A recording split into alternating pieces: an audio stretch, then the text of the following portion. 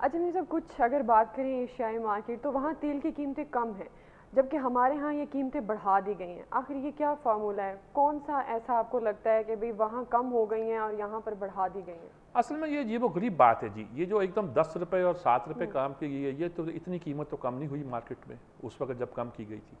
ये बजट के बाद एक तासुर देना था कि हम गोया कीमतें कम करें। दूसरी बात ये है कि कीमतें ओवर इन्फ्लेटेड थी, जानबूझ के बढ़ाई गई थी। जी। बढ़ाई है, मेरा पॉइंट ऑफ व्यू ये है, कीमतें बढ़ाई जाती हैं, ये एक मिनी टैक्स है, मिनी बजट है। ये जो इनके रेवेन्यू पूरे नहीं होते ना 30 जून तक, तो 30 जून तक पूरे करने के लिए इन्होंने 1-1.5 महीने में कीमतें बार बार बढ़ा के इस तरीके से टैक्स कलेक्ट करने की कोशिश की है। और ये हमेशा यही करते हैं, जब इन्हें पैसे कम पड़ते दिखाई देते हैं तो इस तरह पेट्रोल की कीमत बढ़ा दी जाती है। और किसी को नहीं पता होता कि आर्मी मंडी के साथ मुंसलिक है या इनके रेवेन्यू की कमी के साथ मुंसलिक है। सही। अब वो कीमत जब इनकी 15 जून को ही पैसे नजर आए कि जी पूरे हो गया टारगेट हमारा, तो उन्होंने कहा कीमत कम कर दें और 10 रुपए कम कर दी। एक सरप्राइज दिया कि बजट के फौरन बाद कीमतें कम कर दी, फिर 5 रुपए और कर दी। अब ये तासुर यही है कि ये ऐसा ऐसा बढ़ाते हुए फिर उसको वहीं ले जाएंगे और यही कोशिश करेंगे कि जी इलेक्शन के दिनों में आकर फिर ये स्लैश डाउन करेंगे, एक इलेक्शन गिमिक्स के तौर पर खेलेंगे। किसी ने कहा होगा आपने इतनी कम तो कर दी है और लोगों पर टेंशन तो खत्म हो गई है, लेकिन इसके नतीजे के तौर पर जब इलेक्शन का वक्त आएगा तब क्या करेंगे? यानी कि एशियाई मार्केट में जब कीमत कम होती है कहते हैं हम तो यूरोप से खरीदते हैं। यानी इनकी हर दलील जो है, लेम एक्सक्यूजेस बहुत ज़्यादा, लेम एक्सक्यूजेस बहुत होते हैं, उन्हीं का सहारा लेते हैं और उससे तो खैर जाहिर है कि बात जो है ना बनती दिखाई देती नहीं है। ये कीमतें टैक्स हैं और कुछ नहीं है। सही। वीर साहब, हमारे साथ जो आज स्टूडेंट्स हैं, यूथ हैं, उन्हें शामिल करेंगे और हमारे साथ यहाँ पर मौजूद हैं अली बेग। क्या सवाल है आपके पास? मेरा ये सवाल है कि जिस तरह ये वॉर एंड टेरर में हम दाखिल हुए हैं अफ़गानिस्तान की, तो हमारी कुर्बानियाँ इंडिया से ज़्यादा हैं, लेकिन ये दोहरा मेयार क्यों है कि इंडिया हमेशा अमेरिका जो है वो हमेशा इंडिया को क्यों सपोर्ट करता है बजाय हमारे? असल में जी अमेरिका ने अपनी स्ट्रेटजी बदल दी है। पहली बार तो उस वक्त इन्होंने के मुंह से निकला था, मेडिन अल्ब्राइट ने कहा था या किसने कहा था कि हमने पाकिस्तान और इंडिया के ताल्लुकात को डीहाइफिनेटेड कर दिया है। डीहाइफिनेटेड से उनकी मुराद ये थी कि अब इंडिया से हमारे ताल्लुकात अलग होंगे, पाकिस्तान से अलग होंगे। पहले हम दोनों ताल्लुकात को एक टोटल के तौर पर देखते थे कि इस ताल्लुक से इंडिया क्या सोचता है, इस ताल्लुक से पाकिस्तान क्या सोचता है, इकट्ठे लेते थे। अब हमने अलग अलग कर दिए। ये बात उन्होंने उस वक्त कही थी जब मुशर्रफ ने कारगिल का एडवेंचरिज्म किया था। मैं इस बात को दोहराता हूँ कि जब मुशर्रफ ने कारगिल का एडवेंचरिज्म किया था उसके बाद ये एक सूरत हाल पैदा हुई थी कि उन्होंने ये बयान दिया था। अच्छा, उस वक्त से लेकर अब तक उनको अपनी पॉलिसी को एक इंडिपेंडेंट चलाने का मौका मिल गया, जिससे ओबामा की गुफ्तगू मैंने कहा भी। वो अब कोशिश ये करते हैं कि इंडिया को अपना असल स्ट्रेटेजिक पार्टनर समझते हैं, उसको चीन के मुकाबले में ला खड़ा करना चाहते हैं। उसकी ग्रोइंग इकोनॉमी, उसकी ये वो जितने भी इंटरप्रिटेशन है वो बयान करते हुए वो कहते हैं कि इमर्जिंग इस बार वो कम हुई है। उनकी शरह जो है वो नमू जो 8-9% थी वो 5-6% पे भी आई है 2-4-6 महीनों में, और टोटल शायद वो 7% से कम रह जाएगी। चीन की भी स्लो डाउन हुई है, लेकिन वो इंडिया को जितना बूस्ट कर रहे हैं, ये कर रहे हैं, अफगानिस्तान में ला रहे हैं, इससे लगता है कि वो उन्होंने ये समझ लिया है इस खित्ते में हमें इंडिया को आगे लेकर आना है। अब ये सारी वो सूरत हाल है, इसमें हमारे लिए बड़े सवाल हैं। हमारा चीन पुराना दोस्त है, रूस इस इलाके में अपने ताल्लुकात को बढ़ा रहा है, क्या हम अफोर्ड कर सकते हैं इनके साथ अपने मामला करने के लिए, या हमें वही करना पड़ेगा कि एज़ यूजुअल हम अमेरिका के कैंप में रहते हुए, अमेरिका के ही एक फॉलोअर बनते हुए बात को आगे लेकर चलें? जी ज़ैन, आपके पास क्या सवाल है?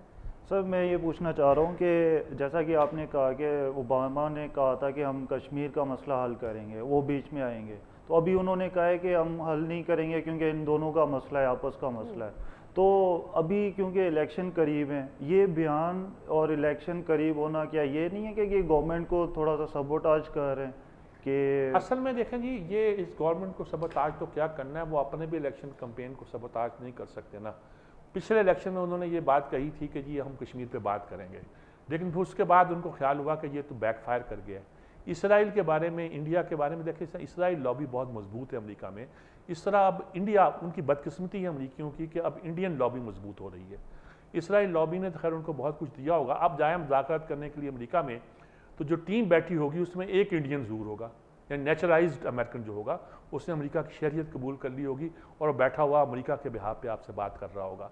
वो बहुत मजबूत और पेनिट्रेट कर लिया उन्होंने, और उनके इंटरेस्ट अलग हैं। यानी उनके इंटरेस्ट इस तरह के हैं कि जो हमारे इंटरेस्ट से क्लैश करते हैं।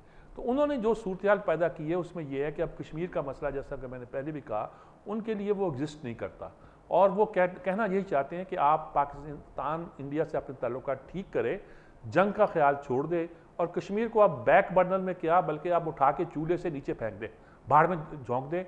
अब कश्मीर का मसला आपका मसला नहीं है, इंडिया का इंटरनल मसला बन के रह गया है। अच्छा, अब ये जो सूरत हाल है कि आलमी साम्राज्यी ताकतें इलाके के लोगों की उनकी एस्पिरेशन को नहीं देखती, उनके ह्यूमन राइट्स को नहीं देखती, उनके राइट ऑफ सेल्फ डिटर्मिनेशन को नहीं देखती, और जो मुंह में आता है करती रहती हैं। तो उसका नतीजा ये होता है कि एक वक्त आता है कि दुनिया का अमन जो है वो तलपट हो जाता है। जैसे इसराइल की वजह से पूरे मिडल ईस्ट का जो एक अमन है वो तलपट हुआ है। मिस्र में नौजवान निकले हैं, उनको प्रॉब्लम है जमहूरियत ना आ जाए, अखवान आ गए हैं, उनको प्रॉब्लम है कि फ़ौज बैठी रहे। अब अल तहरीर स्क्वायर पैदा हुआ है, लेकिन ये अल तहरीर स्क्वायर को कहाँ तक, ये तो और फैलेगा अगर ये चलता रहा और ना मसला पैदा हुआ। तो उनको ना आलमी अमन की परवाह है, ना किसी और चीज़ की परवाह है। और ख़ास तौर पर इसराइल के बाद जो उनके साथ एक बुरा काम हुआ है अमेरिका के साथ, वो ये है कि वहाँ इंडियन लॉबी मजबूत हुई है, और इंडियन लॉबी के मजबूत होने से हमें तो जो नुकसान हुआ ही हुआ है, अब अमेरिका को भी उसका नुकसान होगा। जी मुनीब, आपके पास क्या सवाल है? मेरे ख्याल में मेरे पास जो क्वेश्चन है वो थोड़ा सा इररिलेवेंट सा है इस टॉपिक के साथ, लेकिन वो बहुत ज़बरदस्त है, इसलिए क्योंकि जो ही हुकूमत बदलती है हमारे सारे बयान बदल जाते हैं, लेकिन एक लफ्ज़ नहीं बदलता। हर बंदा यही आगे, हर पॉलिटिशियन एक आवाज़ देता है कि जो है ना यूथ के बगैर हम कुछ नहीं कर सकते। पाकिस्तान से आज़ाद होने से लेकर आज तक एक लफ्ज़ चलता रहा, लेकिन मुझे इस चीज़ की समझ नहीं लगती कि जब यूथ को अपना राइट लेना होता है, ये यूथ ने बोलना होता है, तो वो क्या करे? पार्लियामेंट के सामने जाके बोले या अपने घर की छत पर चढ़ के बोले कि मुझे राइट्स चाहिए? उसके लिए कौन सा प्लेटफॉर्म है? कहाँ पर जाके वो बात करे कि जो है ना मुल्क के मसाइल ये हैं, मेरे मसाइल ये हैं, इस पर भी बात करो। यूथ तो किया जा रहा है ना, हर लफ्ज़ में आप कहते हैं जी यूथ के बगैर मुमकिन नहीं कुछ भी। पर यूथ को कहाँ पर आप जो है ना कहते हैं जी आगे बात करें हमसे? मैं चाहूँ कि मैं जो है ना अपना जरदारी साहब को या अपने किसी पॉलिटिशियन से बात करूँ तो क्या करूँ? मैं बात करता हूँ, वैसे तो यूथ को अगर बात करनी है वैसे तो अल तहरीर स्क्वायर में जाए, पाकिस्तान का कोई अल तहरीर स्क्वायर बनाए और वहाँ जाके अपनी बात करे। यूथ का यही प्लेटफॉर्म हो सकता है। लेकिन यूथ की बात करने की मैं बात करता हूँ, देखिए मैं इमरान की बात करता हूँ। आज वक्त जो हमारे जो यूथ है उसकी एक बड़ी मेजॉरिटी इमरान के साथ है, और उसके साथ लेके मैं ये कहता हूँ कि पाकिस्तान के अल तहरीर स्क्वायर में इमरान जो है उन्होंने एक लीडर भी चुन लिया है। चलो इसको इस तरह लेते हैं। अब है क्या है ये कि इमरान एक बात कहते हैं, उसको वो काबिल गौर है। उन्हें कहा 3.5 करोड़ नए वोटर आए हैं और सारे यूथ हैं जो इनरोल हुए हैं। तो यूथ की सबसे बेहतरीन आवाज़ ये होगी कि आने वाले इलेक्शन में अगर वो 3.5 करोड़ वोटर अपना राय इस्तेमाल करें और लीडरशिप कोई ऐसी मुंतखब करें जो हमें फिर उन अंधेरों में न धकेले जिन पे हम धकेले हुए हैं। मैं नहीं कहता इमरान खान को मुंतखब करें, मैं सिर्फ इमरान खान की ये बात कहता हूँ कि उन्होंने कहा कि 3.5 करोड़ वोटर, और ये नौजवानों के वोटर हैं जो अब पहली बार इनरोल हुए हैं, उन्होंने पहली बार वोट डालना है, पहली बार आके उन्होंने इलेक्शन प्रोसेस में हिस्सा लेना है। और इन लोगों के यहाँ एक चेंज की ख्वाहिश है, इन लोगों के यहाँ पाकिस्तान को एक बड़ा रोशन मुस्तकबिल देखने की ख्वाहिश है। तो सबसे बड़ी चेंज तो यही है ना जी कि इलेक्शन प्रोसेस में हिस्सा लें, और सिर्फ यही नहीं कि अपना वोट डालें, लोगों को भी मोटिवेट करें। सिर्फ मोटिवेट नहीं करें बल्कि अब इस बात की निगरानी करें कि इलेक्शन में कोई धांधली ना होने पाए। अगर आप ये सारी काम कर लेंगे तो मेरे ख्याल में आपकी आवाज़ इससे ज़्यादा तवाना अंदाज में, और अगर आप कहें जी आपकी नुमाइंदगी दे दी जाए असेंबली में, तो ये ना मांगी है, औरतों ने मांगी थी, वो चली गई हैं लेकिन इफेक्टिव नहीं हो पा रही, और इस तरह की नुमाइंदगी कभी इफेक्टिव नहीं हुआ करती। वो आपको इलेक्ट होने का मौका मिलेगा जब आप 25 साल के हो जाएंगे, अगर आपकी कॉन्स्टिट्यूंसी होगी, और यही एक प्रोसेस होना चाहिए जो जेन्युइन है। ये जो कोटा सिस्टम पे हम लोग इलेक्ट करते हैं अक़लियतों को भी, इनको भी, सबको, इसका कोई पॉजिटिव आवाज़ नहीं हुआ करती। फिलहाल आपकी आवाज़ सबसे मजबूत ये है कि जो 3.5 करोड़ नया वोटर है वो मैदान में निकल कर सही लीडरशिप मुंतखब करे। किसको करें ये मैं नहीं कहता, लेकिन सही लीडरशिप मुंतखब करें।